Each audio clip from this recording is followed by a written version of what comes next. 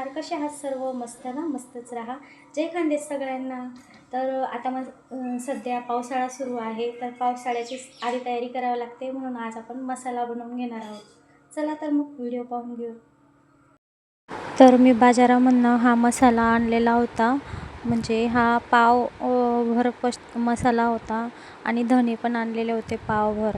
तर हा मसाला बाजारामधनं तुम्ही आणून घ्यायचा आहे.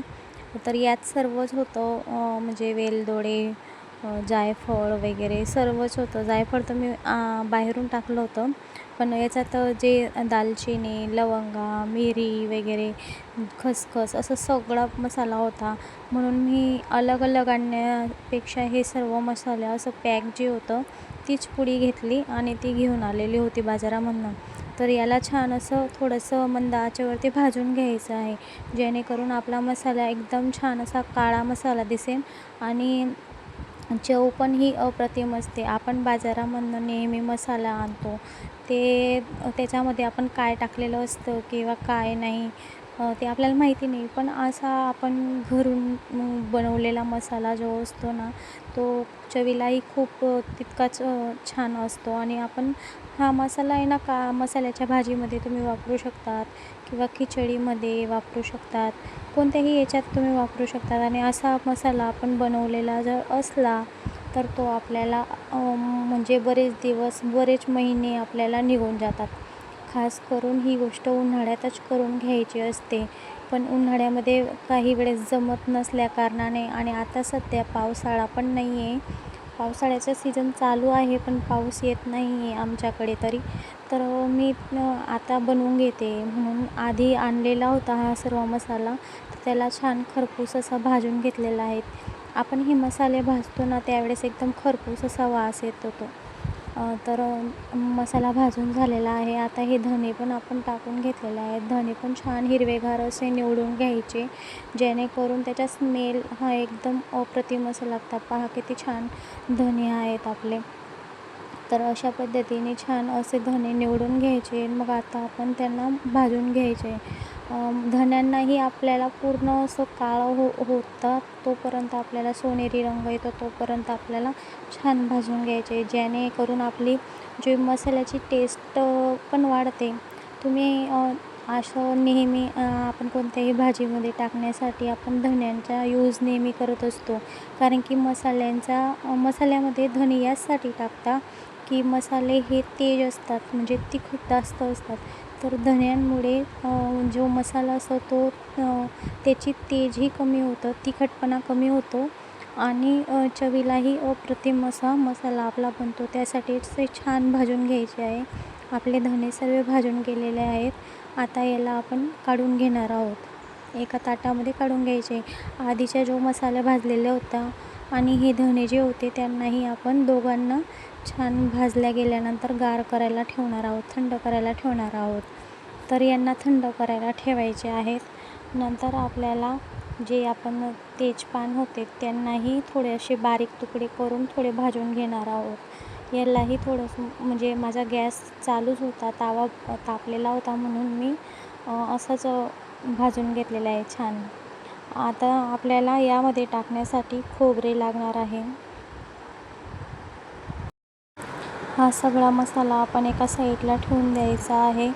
आणि याच्यासाठी आपल्याला 2 खोबऱ्याच्या वाट्या लागणार आहेत. खोबरं निवडताना थोडंसं काळी पाट असावी त्याची, जेणेकरून ते खोबरं एकदम परिपक्व असतं. लाल पाटचं जे खोबरं असतं ना, ते थोडंसं म्हणजे परिपक्व नसतं. मसाले आपण गार करायला ठेवले आहेत.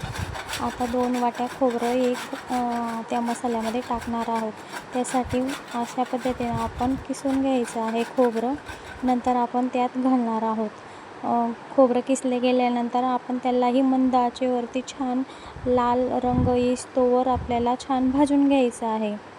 मसाल्यामध्ये आपण खोबरं जर टाकलेलं असलं ना, तर मसाला आपला छान लागतो. आणि जे मसाला ड्राय असतो, खोबरं टाकल्याने मसाल्याला थोडंसं ऑइलीपणा येतो आणि मसाल्यामुळे खास करून म्हणजे भाजीलाही चव येते. आणि जी तरी असते ना, आपण यात खोबरं टाकलेलं असल्या कारणाने भाजीलाही छान तरी येते. तर अशा पद्धतीने छान आपल्याला खोबरं भाजून घ्यायचं आहे.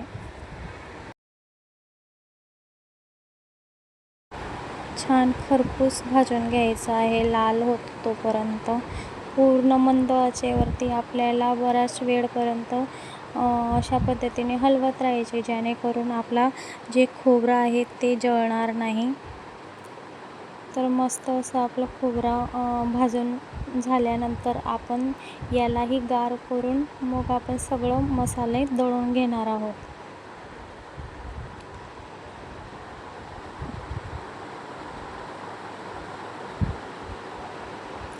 खोबरं तुम्ही ज्यावेळेस आपण मसाल्यामध्ये टाकतो त्याच्या आधी तुम्ही थोडंसं उन्हामध्ये ठेवून द्यायचं आहे, ज्याच्यामुळे म्हणजे खोबऱ्याला खरवस वास येत नाही. नाहीतर पावसाळ्याच्या दिवसात थोडंसं खोबऱ्याला बुरशी लागते, म्हणून आपण नेहमी उन्हाळ्यामध्ये खोबऱ्याला थोडंसं ऊन दाखवून द्यायचं आहे. आता आपलं खोबरंही भाजून झालं आहे एके साईडला. छान असं पहा तर किती छान सुरेख असं भाजलं गेलेलं आहे आपलं खोबरं. खोबऱ्याच्या कीस छान भाजल्या गेल्यानंतर त्याला आपण एका ताटामध्ये काढून घेणार आहोत.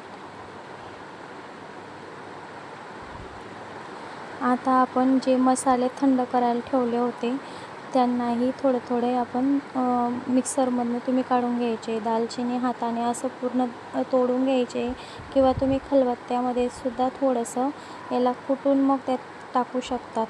पण सहज हाताने हे बाकीच्या वस्तू तुटून जातात, तर मिक्सरमधनंही छान आपल्याला पूर्ण बारीक करता येतं. तर अशा पद्धतीने आपण सगळा मसाला हा टाकून घ्यायचा आहे. थंड झाल्यानंतर मसाला टाकायचा पूर्ण.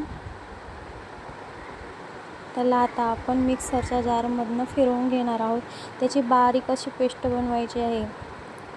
मसाल्याचा एकदम घमघमाट सुटलेला आहे. एकदम खूप छान तिखट वास येतो आहे. काही जण यात मसाल्यामध्ये लाल मिरच्याही टाकतात, तर तुम्हीही टाकू शकतात, ऑप्शनल आहेत. याच्यात काश्मीरी मिर्च वगैरे तुम्ही घालू शकतात. मी असा साधाच मसाला केलेला आहे, त्यासाठी मी यात मिरच्या काही घातल्या नाही आहेत, कारण की मी हा मसाला घालते आणि मग नंतर आपली जी तिखट पावडर बनवलेली असते तीही घालते. तर आपण धनेही छान वाटून घेणार आहोत. बघा, धने आपण छान भाजल्या कारणाने याचाही कलर एकदम छान अप्रतिम असं दिसतो. आता हे दोघं प्रकारचे मसाले तुम्ही पाहू शकता. धण्याचं पावडर कसं दिसतं आहे आणि मसाल्याचं पावडर कसं दिसतं आहे तुम्ही पाहू शकता. तर अशा पद्धतीने आपल्याला जो खोबऱ्याच्या कीस केलेलं होतं त्याचीही पेस्ट करून घ्यायची छानपैकी. सगळ्या वस्तू आपल्याला सगळं बारीक केल्यानंतर सगळ्याला एकत्र करून आपला हा मसाला तयार होणार आहे. आणि हा मसाला तुम्ही 3 ते 4-5 महिने तुम्ही वापरू शकतात. आणि जास्त क्वांटिटीमध्ये जर बनवला असेल तर पूर्ण वर्ष निघून जातं. त्यासाठी तुम्हाला प्रमाण हवं असेल तर तेही तुम्ही विचारू शकतात. खोबरं आपलं दळून झालं आहे. बघा किती ऑइल सुटलेलं आहे खोबऱ्याला. तर आपले हे मसाले आहेत त्याला आपण खूप म्हणजे एकत्र करून घ्यायचं आहे, एकजीव करून घ्यायचं आहे. धने पावडर आणि जो मसाला बनवलेला होता आपला, म्हणजे जे खडे मसाले होते त्याच्या पूर्ण एकजीव झाल्यानंतर आपण जे खोबरं कीस आपण पेस्ट केलेली होती तीही यात आपण घालून घेणार आहोत. मुळे जे ऑइलीपणा येतो ना, त्यामुळे आपला मसाला हा एकदम छान ड्राय असा राहत नाही. पहा तर खोबऱ्याचं पेस्टही कसं दिसतं, पूर्ण ऑइली झालेलं आहे. आणि हा खालचा मसाला तुम्हाला पूर्ण ड्राय दिसतो आहे. तर पहा, आता याला पूर्ण आपल्याला एकजीव करून घ्यायचा आहे, जेणेकरून पूर्ण मसाला आपला पूर्ण असा म्हणजे पूर्ण ओला पण राहणार नाही आणि पूर्ण ड्राय पण राहणार नाही, म्हणजे सुकाही राहणार नाही. तर याला आपल्याला हाताने छान म्हणजे पूर्ण मिक्स करून घ्यायचे आहे. त्यासाठी दोघं हाताने आपल्याला एकत्र करायचा आहे पूर्ण मसाला. हा मसाला पूर्ण गार झाल्यानंतर तुम्ही याला बरणीमध्ये तुम्ही भरून ठेवायचं आहे. याला चांगला स्टोअर राहण्यासाठी तुम्ही फ्रीजमध्ये हा मसाला ठेवू शकतात. फ्रीजमध्ये नंतर आपल्याला तो मसाला एकदम फ्रेश असा राहतो. तर पूर्ण मसाला असा हाताने पूर्ण मिक्स करायचा आहे. मी असा मसाला दरवर्षी बनवून ठेवते, जेणेकरून मला हा मसाला बरेच दिवस पुरून जातो आणि घरामध्ये 4 जण असल्याकारणाने बरेच महिने निघून जातात. आणि घरचा मसाला बनवलेल्याची चव वेगळीच असते, चव अप्रतिम लागते. खिचडीमध्ये हा मसाला तुम्ही घालू शकतो, भाजीमध्ये वापरू शकतो. मसाल्यांच्या ज्या भाज्या कोणत्या बनवतात त्यातही तुम्ही हा मसाला घालू शकतात. आणि आपण घरगुती जे मसाले बनवलेले असतात ना, घरी बनवलेले, त्याची चव ही छानच असते. बाहेरच्या मसाल्यांचीही चव छान असते, पण ते तुम्ही ऑप्शनल म्हणून तुम्ही वापरू शकतात. पण हा मसाला घरी बनवलेला असल्याकारणाने तुम्ही प्रत्येक भाजीमध्ये याला वापरू शकतात. तर अशा एका बरणीमध्ये किंवा काचेच्या बरणीमध्ये तुम्ही स्टोअर करायला ठेवू शकतात. छान असं पूर्ण भरून घ्यायचा आहे आपल्याला तो मसाला. आणि अशा पद्धतीने आपला हा मसाला बनवून तयार आहे. तर तुम्हीही बनवून पहा आणि तुम्हाला आजची रेसिपी कशी वाटली ते नक्की कमेंट्समध्ये सांगा. तर मी अशा पद्धतीने आज हा पूर्ण मसाला तयार केला आहे. पहा आपला मसाल्याचा कलर किती छान आलेला आहे. पूर्ण हवा बंद अशा डब्यामध्ये ठेवायचा आहे. मस्त छान असा मसाला तयार आहे बनवून. तर खूप छान असा सुगंध येत आहे. तर तुम्हीही बनवून पहा, कमेंट्समध्ये सांगा. व्हिडिओ कशा वाटला, सबस्क्राईब करायला